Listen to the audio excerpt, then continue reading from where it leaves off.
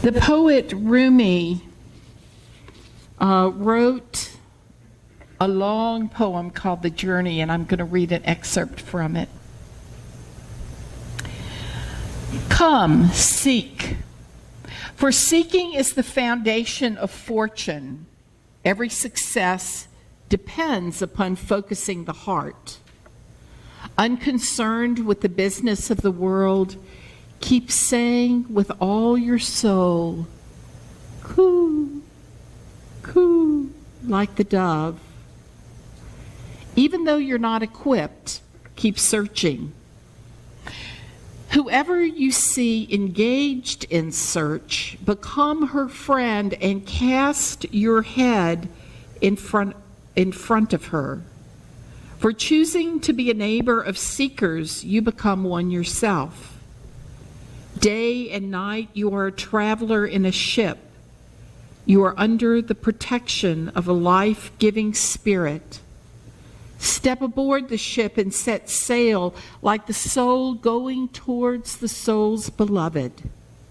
Without hands or feet, travel toward timelessness, just as spirits flee from non-existence.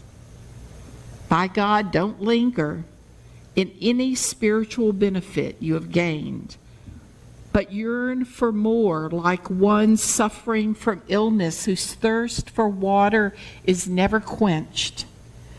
Leave the seat of honor behind. The journey is your seat of honor.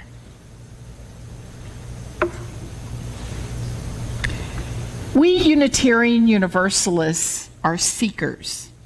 During certain periods in our history, Unitarian Universalists have primarily been intellectual seekers.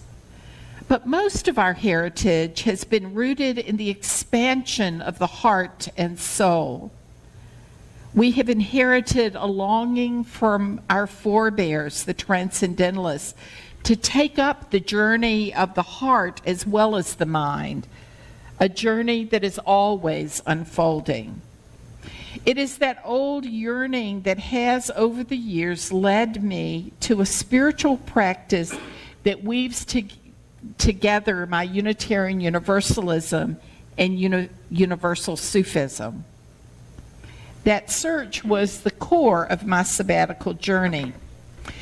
So why do UU ministers receive sabbaticals when the United Methodist ministers of my childhood did not? Well, we no longer have the benefit of earlier times when clergy took the summers off to read and study. Our congregation is a year-round community, leaving little time for respite for our minister and staff. To have time for respite and reflection, our Unitarian Universalist ministers most often take sabbatical time after serving for 6 years. I have found this pattern to be highly stressful for leadership in the congregation, who must either take on the bulk of ministerial duties or hire help during the sabbatical. Taking a shorter sabbatical sooner relieves some of that stress, which is why I opted for 4 months after 4 years. We were fortunate to have strong leaders who, along with our intern Ed Prue, took over most of my responsibilities. It was an unexpected boon to have had 3 congregations who were in search for new ministers who needed pulpits where their pre-candidates could preach during my absence.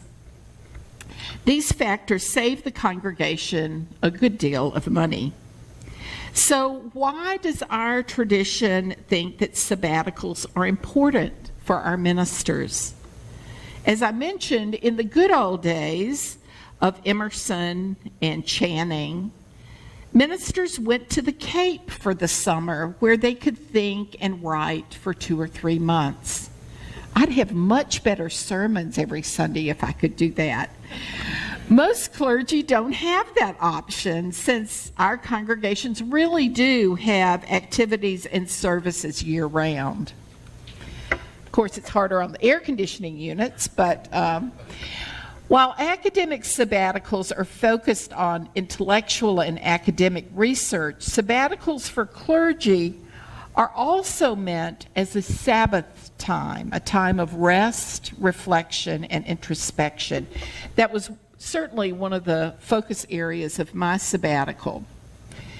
It was a time for me to step back, to reflect on my life and myself as minister. There are many conversations these days about the increased expectations and responsibilities laid consciously or unconsciously on those of us who follow our call to ministry, particularly in local congregations. One challenging aspect of ministry with which clergy must make peace is the reality that often in our congregations, people do not see us as people. We ministers too often become the projection of a favorite teacher or perhaps an unkind parent, perhaps a supportive mentor or an authoritarian boss. What we say or do can inadvertently trigger emotional responses from people that have very little to do with us as people. But these interactions have implications for us and for the congregation we serve. For UU ministers, this aspect of ministry is augmented by the strong focus on individualism in our congregations, especially congregations that grew out of the fellowship movement.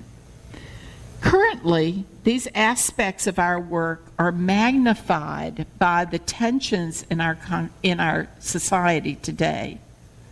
And yet, ministry is my calling. It's our calling for those who serve local congregations. And so each of us in our own ways seeks to use our gifts to the best of our ability and to serve our congregation as faithfully as we can. Though at times the reality is the personal cost is pretty high. And yet the joy of being in ministry alongside so many wonderful people is a true gift to each of us, both personally and professionally. Another aspect of ministry that leads to the need for sabbaticals is our need at times to compartmentalize our own emotions when traumatic situations occur. There have been many times over the years when my own heart was broken, when a congregant died, when I was called to bury a baby or a dear friend, when September 11th happened and the parents of the only family who died in that tragedy were members of my congregation, or when, heaven help us, I, as a human being, have had major loss and pain in my personal life. There are times when a minister must, out of necessity, compartmentalize her or his own feelings to be of service to others. We must then find ways to later access our own grief and pain so that we can find healthy ways to deal with what we have experienced.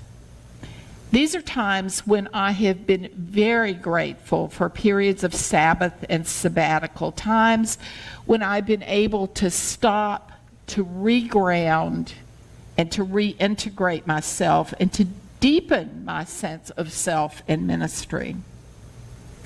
So sabbatical is a time to remember what called me into ministry. It's a time to reclaim the core of my most deeply held beliefs. My sabbatical journey then was one of acknowledging my own personal need for respite and a time to open myself to what I needed to learn from the pain and loss of 3 major deaths in my life in the months preceding my sabbatical. It was important for me to take time when I did, and I'm very grateful for that gift.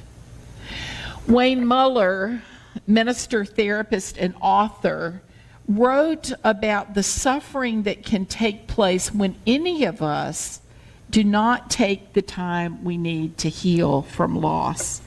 He writes, on more delicate levels, suffering comes because we don't allow time for the ache in our soul to be healed or for us to be shown the way. In spiritual practice, we invite forces larger than us, such as Jesus or Mary or the Buddha, to work on us in some way. Some amount of time is required for us to be worked on. Healing doesn't always require us to work. Sometimes we need to be worked on. Sabbath allows us to compost in a way that the quiet seeds planted in the souls of our bodies, hearts, and minds can germinate. If the seeds that we so diligently plant with our spiritual practice aren't given a period of dormancy, then like iris bulbs planted in the fall without dormancy, they will not flower in the spring. We lose the harvest of our practice if we don't take time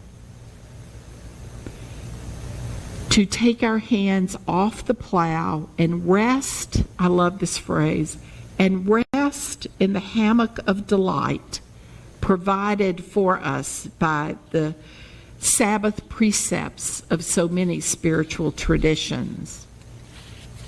My sabbatical was certainly a time for healing and respite, but it was also a journey. I've always been a seeker, a journeyer, exploring my inner self and exploring as much of the outer world as I'm able. So my journey began with several hopes, and I won't say goals because I left with as few expectations and goals as my U.S. Eurocentric being could manage. I wanted to learn more Spanish. That was pretty pathetic. I wanted to learn more Spanish in hopes that at some point I might use my meager language skills to be of service to those who were immigrants caught in our political upheaval. I wanted to participate fully in a seminar and meditation retreat focused on Gaia and the sacred feminine. I wanted to be in the jungle long enough to be truly alone with myself. I needed to rest. I wanted to meet people from other cultures and learn what I could from their wisdom. That's a lot in and of itself. But I particularly wanted to open my heart and mind to whatever and whoever I encountered. I left as a seeker after wisdom, a person willing to be challenged and disturbed by my experiences. The Buddhist teacher Adyashanti speaks of a teaching from the Gospel of Thomas in the Gnostic Gospels about Jesus saying, "The seeker should not stop till he finds. When he does find, he will be disturbed. After being disturbed, he will be astonished." Adyashanti goes on to say that most of us don't really know how to seek because we assume that it means to attain something or grasp something. But that is not the kind of seeking that Jesus is referring to seek within. Seeking means to open ourselves to the reality that the parts of ourselves to which we attach our self-image most often are aspects of self that are impermanent. And to release those attachments can be disturbing. So I set off open to seeking and open to being disturbed. I left here in February to attend 2 weeks of intensive Spanish language school with a friend from Ohio. After that, we traveled to another area of Mexico for an 8-day retreat. So my time of seeking and being disturbed started almost immediately. Once I got on the plane for Mexico, I began, as I should, meditating to set my intention for the journey. And almost immediately, I realized that I was not just ready for sabbatical or respite, but that it had been an imperative. What bubbled up from my psyche was that I felt so tired I was broken. I remember sitting on the plane feeling a deep sense of brokenness and feeling, well, that's not what I expected to have pop up in my mind. That's not what I expected to feel in my heart. And it wasn't a sense of, oh my God, I'm broken. In my core sense of self, I felt, okay, this was just part of my human experience. And I also felt safe and grounded, if one can feel safely grounded in flight. As in meditation, when an insight comes, I was simply observing myself experiencing the reality that between my ministry concerns and my loss of a dear friend, a beloved mentor, and my former husband, I was way past exhausted. I needed to reconnect with my emotions and my grief that I had set aside. I was not so much broken, but broken open. And I needed and wanted to feel that brokenness. So I spent periods during my sabbatical considering what that meant for me. What did it mean? What does it mean to be broken? And how do I want to weave that brokenness into my sense of self? And of course, most of us have those moments when we feel that we are coming apart at the seams. And sometimes we actually do come apart at the seams. But that brokenness is not who we are. My brokenness was not me. It was an experience I was having. What I needed to consider is what I wanted to do with that aspect of self and what it would mean to heal.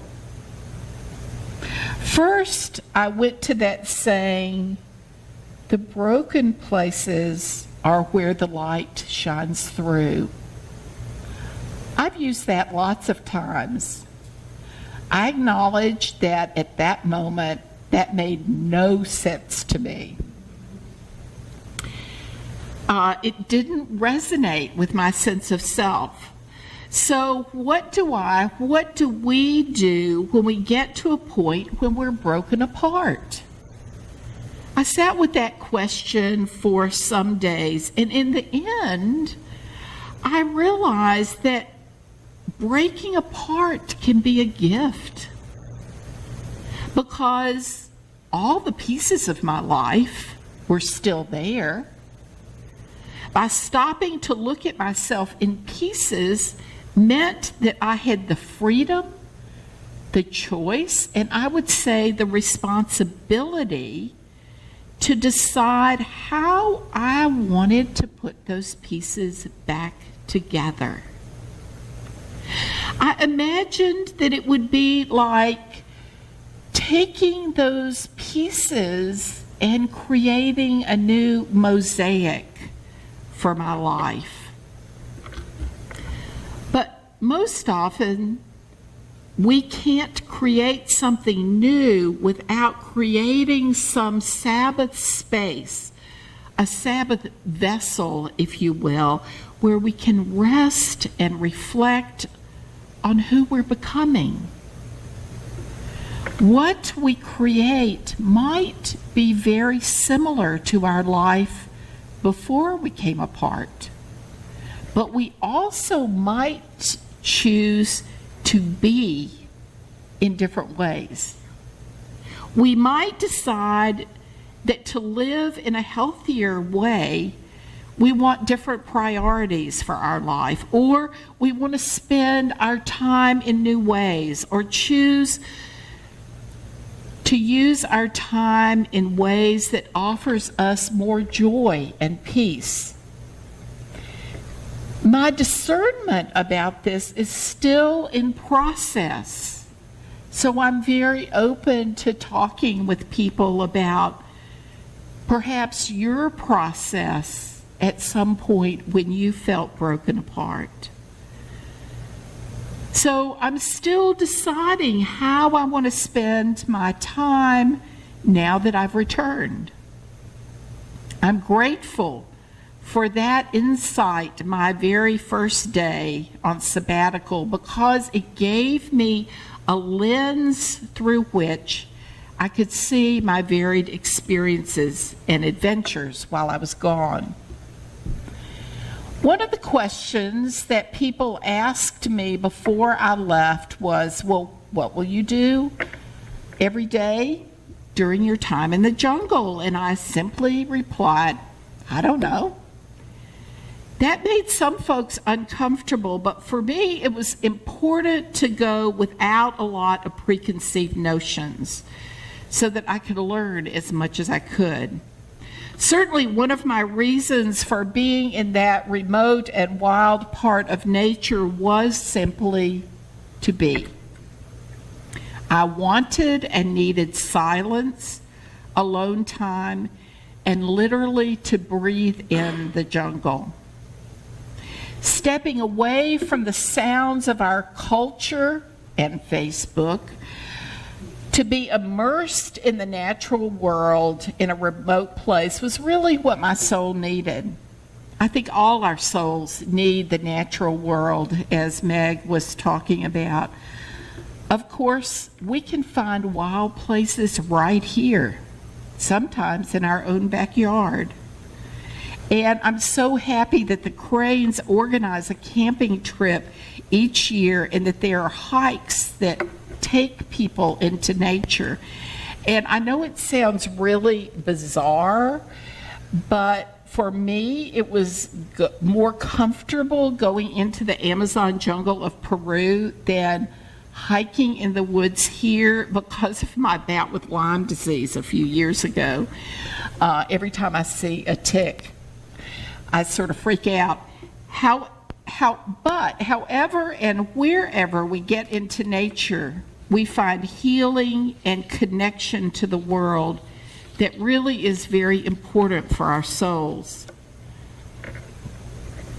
Creating space for me to befriend myself in silence helped me appreciate the people I met whose lives and education and wisdom are very different from my own. I gained so much respect for the people who live in the small villages up and down the Towayo River, which branches off the Amazon, and that's where the lodge was located. I remember one day floating in the flooded forest in a canoe with my guide and a boatman, and it was so natural. I felt like we could have been the only human beings on Earth. The jungle felt so primal. What peace. And I realized how easy it is for people in my culture to look down on the people who live there whose lives are simpler than mine. However, the reality is that they have a knowledge and wisdom, another kind of intelligence, if you will, about their environment than we do about the culture in which we live. And I literally would not be able to survive a day in that environment. Theirs is both a more complex world and a simpler world, filled with both beauty and risk. I not only had a chance to be with the people of the river, but also immigrants who had fled the mountains of Peru to the slums of Lima. Meeting people in the human settlements of Lima, which is a much more humane word than slums, I saw how hard the people work to build better lives for themselves and their children. I saw how they work very hard together to build a community, even though they don't have running water or electricity or plumbing. They will one day have all of these things because they are absolutely committed to building a better life away from the violence they experienced in the mountains. I have a deep respect and admiration for these people who have hope in life and who day in and day out work to improve their lives and their world. I've probably gone on long enough. I could talk all day. But each aspect of my trip helped me feel connected with this interdependent world of ours, as Joseph was talking about. Seeing the Milky Way under a brilliant night sky in the midst of the jungle reminded me of a quote by Paulo Coelho. We are travelers on a cosmic journey, stardust, swirling and dancing in the eddies and whirlpools of infinity. Life is eternal. We have stopped for a moment to encounter each other, to meet, to love, to share. This is a precious moment. It is a little parenthesis in eternity.